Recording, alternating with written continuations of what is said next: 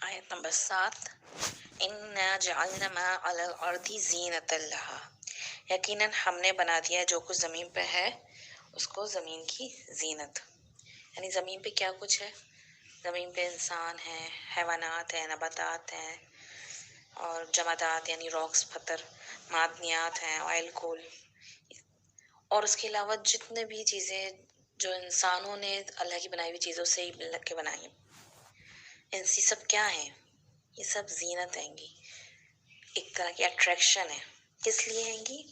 لِنَبْلُوَهُمْ، تاکہ ہم آزمائیں تم کو، ایہم احسن عملا، کہ ان میں سے کون بہتر عمل کرتا ہے گا.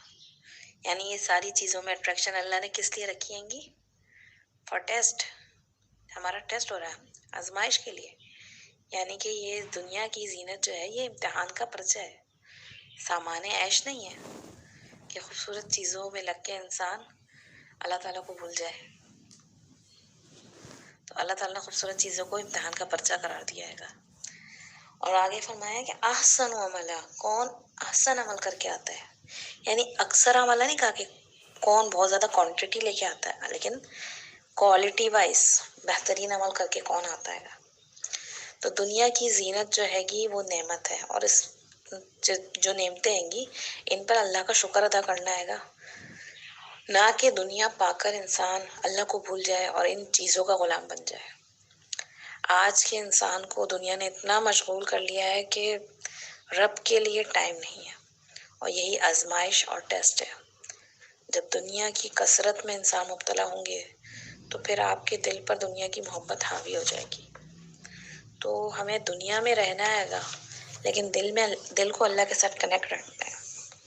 دل میں دنیا کی محبت اور چاہت اور تڑپ نہ بسا ہو کہ پھر اسی کے آگے انسان لگا رہے گا دنیا پانے کے چکر میں اور دنیا کو مزید بڑھانے کے چکر میں. اور اگلے آیت میں اللہ تعالیٰ فرما رہے ہیں آیت نمبر 8 میں وَإِنَّا لَجَائِلُونَ مَا عَلَيْهَا صَعِيدًا جُرُزًا، اور یقیناً ہم بنا کر رکھ دیں گے جو کچھ اس زمین پر ہے اسے چٹیل میدان. سعودہ کا نا صاف چٹیل میدان، بالکل اسٹریٹ، بالکل پلین. یعنی جب قیامت برپا ہوگی تو اس زمین کی تمام آرائش اور زیبائش اور جو کچھ خوبصورتی ہے سب ختم ہو کے رہ جائے گی. تو ان دونوں آیتوں سے مل کے کیا پتہ چل رہا ہے کہ ایک وقت میں ابھی دیکھیں زمین پہ جو کچھ ہے وہ اتنا عروج پر ہے گا، مطلب خوبصورتی ہے گی اور اس میں انسان اتنا مگن ہے گا کہ اپنی آخرت کو بھلا دیتا ہے. لیکن ایک وقت آئے گا کہ یہ زمین بالکل ختم ہو جائے گی، اس پہ کچھ بھی نہیں رہے گا. جیسے سورج نکلتا ہے ڈوب جاتا ہے، باہر آتی ہے پھر خزاں آ جاتی ہے، بچہ بڑا ہوا جوان ہوا پھر بوڑھا جاتا ہے.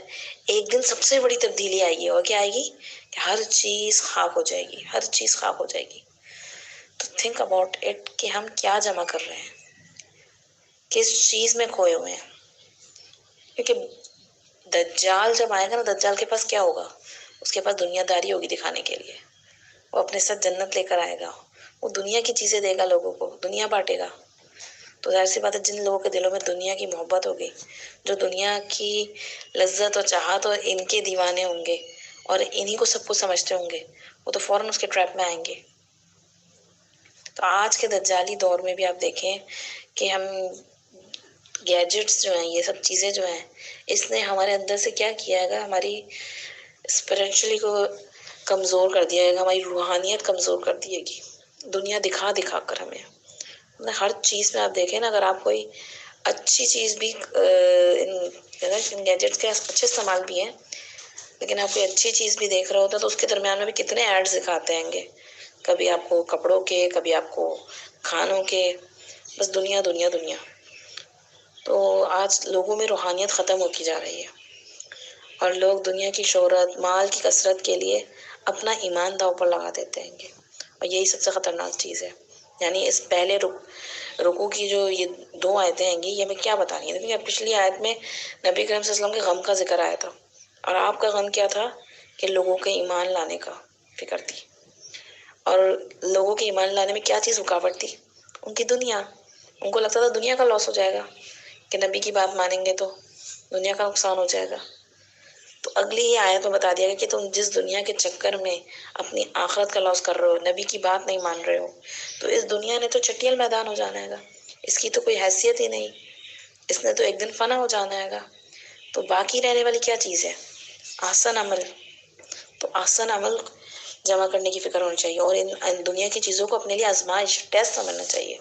خواہ وہ مال ہے، خواہ وہ اولاد ہے، دنیا کی ہر نعمت ہمارے لیے آزمائش ہے کہ ہم اسے اچھے کاموں میں لگاتے ہیں یا برے کاموں میں ضائع یا بیکار کاموں میں اس نعمت کو ضائع کر دیتے ہیں. تو دیکھا جائے تو دنیا جو ہے اللہ تعالیٰ نے بھیجا ہمیں دنیا میں ہی ہے گا، لیکن آخرت کمانے کے لیے، جنت کمانے کے لیے بھیجا ہے گا. تو دنیا میں جو بھی انسان غلطیاں کرتا ہے نا، اس کی مطلب وجہ بھی یہی ہوتی ہے کہ دنیا کی محبت ہی ہوتی ہے. نبی صلی اللہ علیہ وسلم نے فرمایا حب الدنیا رأس کل خطیۃ، دنیا کی محبت جو ہے ہر خطا کی جڑ ہے. یعنی جہاں بھی انسان سے کوئی گناہ سرزد ہو رہا تھا تو اس کے پیچھے دنیا کی محبت ہی چھپی ہوتی ہے. تو یہ دنیا کیا ہے؟ نبی کریم صلی اللہ علیہ وسلم کے قول کے مطابق آپ کے فرمان ہے گا الدنیا سجن المومن و جنت الکافر، دنیا مومن کے لیے تو قید خانہ ہے، کافر کے لیے جنت ہے. کافر اس میں اپنی جنت بنا کے رکھتا ہے، اپنا خوب ٹھاٹ باٹ عیش عیاشی آرام، اس سے کوئی پرابلم نہ ہو. لیکن مومن کے لیے کیا؟ مومن کے لیے تو قید خانہ ہے گا. مومن کو کم سے کم میں اور بچا بچا کے اپنے آپ کو رکھنا ہے کہ کہیں میں حرام میں نہ گر جاؤں، کہیں مجھ سے کوئی ایسی خطا نہ ہو جائے. اور مجھے دوسروں کا بھی حق دینا ہے گا، میرے مال میں دوسروں کا بھی حق ہے گا.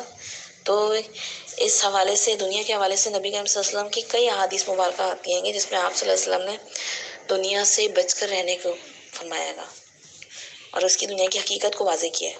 رسول اللہ صلی اللہ علیہ وسلم نے ترمذی کی روایت میں آتا ہے، آپ نے فرمایا اگر دنیا کی وقت اللہ کے نزدیک ایک مچھر کے پر برابر بھی ہوتی تو وہ کسی کافر کو اس سے ایک گھونٹ پانی بھی نہ پلاتا. جامع ترمذی. یعنی کہ اگر دنیا کی اتنی ویلیو بھی ہوتی، مچھر کے پر جتنی ویلیو بھی ہوتی اللہ کے نزدیک، تو وہ کافروں کو پانی تک نہیں دیتا. اور آپ دیکھیں اللہ تعالیٰ نے دنیا میں کتنا کچھ دے رکھا ہے گا، بیکاز یہ دنیا اتنی ویلیو لیس چیز ہے. اصل ویلیوبل چیز جو ہے وہ آخرت ہے گی، وہ تمہارے لیے جنت ہے، تمہاری آنکھوں کی ٹھنڈک کا سامان تیار کیا ہے اللہ تعالیٰ نے. پھر نبی کریم صلی اللہ علیہ وسلم نے یہ بھی فرمایا گا کہ ہر امت کے لیے ایک فتنہ ہوتا ہے، آزمائش ہوتی ہے، اور میری امت کے لیے فتنہ کیا ہے؟ مال. یعنی دنیا کی جو مال ہے، اس کی کثرت ہے، یہ میری امت کا ٹیسٹ ہے، اسی میں ٹرائل ہے ہمارا. اور دجال کے دور میں یہی ہوگا کہ دجال جو ہے وہ مال خوب برپا کرے گا، خوب مال لے کر آئے گا، خوب ہریالی دے گا لوگوں کو کہ جو لوگوں سے مانیں گے وہاں خوب بارشیں بھی ہوں گی اور خوب سبزہ اگے گا اور ان کو خوب دنیاوی طور پہ جنت نصیب کر دے گا ایسی دنیا میں بظاہر. لیکن جو لوگ اس کا کہا نہیں مانیں گے تو ان سے وہ دنیا ہی چھین لے گا. لیکن دنیا کا نقصان کوئی ایسا لاس نہیں ہے گا آخرت کے مقابلے میں. پھر نبی کریم صلی اللہ علیہ وسلم نے ایک اور روایت میں فرمایا ہے گا لوگوں آگاہ رہو، دنیا ملعون ہے اور جو کچھ اس میں ہے وہ بھی ملعون ہے سوائے اللہ تعالیٰ کے ذکر کے اور ان چیزوں کے جو اس سے تعلق رکھتی ہیں، اور سوائے دینی علوم سے بہرور عالم اور اس کا علم حاصل کرنے والوں کے. جامع ترمذی. ملعون سے مراد لعنت زدہ، یعنی دنیا ملعون ہے، لعنت زدہ ہے، اور دنیا میں جو کچھ بھی ہے وہ سب لعنت زدہ ہے. یعنی اگر دنیا کی چیزیں ہم صرف دنیا ہی بڑھانے میں استعمال کر رہے ہیں اور اس سے اپنی آخرت کو بہتر نہیں بنا رہے، اس سے اپنی جنت نہیں کما رہے، اس سے ہم اجر نہیں کما رہے ان چیزوں سے، ان نعمتوں سے، تو وہ نعمتیں ہمارے لیے کیا آئیں گی؟ لعنت زدہ ہے، ملعون ہے. سوائے آپ صلی اللہ علیہ وسلم کیا فرمایا؟ 3 چیزوں کے، اللہ تعالیٰ کے ذکر کے، یعنی بندہ جو بھی زبان سے اللہ کا ذکر کرتا ہے، اور ان چیزوں کا جو اس سے تعلق رکھتی ہے، یعنی اللہ کے ذکر سے تعلق رکھنے والی نماز ہے، روزہ ہے، قرآن ہے، جتنی بھی چیزیں جو اللہ تعالیٰ کے ذکر سے تعلق رکھتی ہیں، جس سے بندہ اللہ کو یاد کرتا ہے گا، یعنی اللہ کے قریب جاتا ہے، صدقہ خیرات ہے گا. اور سوائے دینی علوم سے بہرور، یعنی جو شخص دینی علوم رکھتا ہے گا اور اس کا علم حاصل کرنے والوں کے. آپ دیکھیں کس طریقے سے رسول اللہ صلی اللہ علیہ وسلم نے دنیا کی حقیقت کو سے ہمیں دنیا کی لعنت اور سمجھے دنیا کے اندر انوالو ہونے سے بچانے کا ایک طریقہ سولوشن دیا ہے گا کہ اس کی ہر چیز تو ملعون ہے، لیکن اللہ کا ذکر اور اس سے متعلقہ جتنی بھی چیزیں، جتنی بھی عبادات ہیں، اور اس کے علاوہ دینی علوم سے بہرور شخص، یعنی جس کے پاس دین کا علم ہے گا، تو وہ اپنے آپ کو دنیا سے بچا لے گا. اور اس کا علم حاصل کرنے والوں کے، یعنی جو لوگ اس کا علم حاصل کر رہے ہیں گے وہ بھی صحیح راستے پہ جا رہے ہیں گے، تو اللہ تعالیٰ ان کو بھی حفاظت فرمائے گا، ان کو بھی بچائے گا. تو اللہ تعالیٰ ہمیں واقعی میں دین سے جوڑ کے رکھے اور دین کے علم میں ہمارے اضافہ فرماتا رہے، کیونکہ مومن بندہ جو ہے وہ موت تک طالب علم ہی ہوتا ہے گا، علم حاصل کرتا رہتا ہے گا اور اپنی اصلاح فرماتا کرتا رہتا ہے گا. ایک اور روایت میں آپ صلی اللہ علیہ وسلم نے ایک آدمی نبی کریم صلی اللہ علیہ وسلم کی خدمت میں حاضر ہوا اور عرض کیا یا رسول اللہ صلی اللہ علیہ وسلم مجھے ایسا عمل بتائیے جب میں وہ کروں تو اللہ بھی مجھ سے محبت کرے اور لوگ بھی مجھے محبوب جانے. تو آپ صلی اللہ علیہ وسلم نے فرمایا دنیا سے بے رغبت ہو جاؤ، اللہ تم سے محبت کرے گا. یعنی دنیا کی چاہت، آرزو، خواہشیں، تمنائیں نہ کرو، سے بے رغبت ہو جاؤ. اور لوگوں کے پاس جو کچھ ہے اس سے بھی بے نیاز ہو جاؤ، لوگ بھی تم سے محبت کریں گے.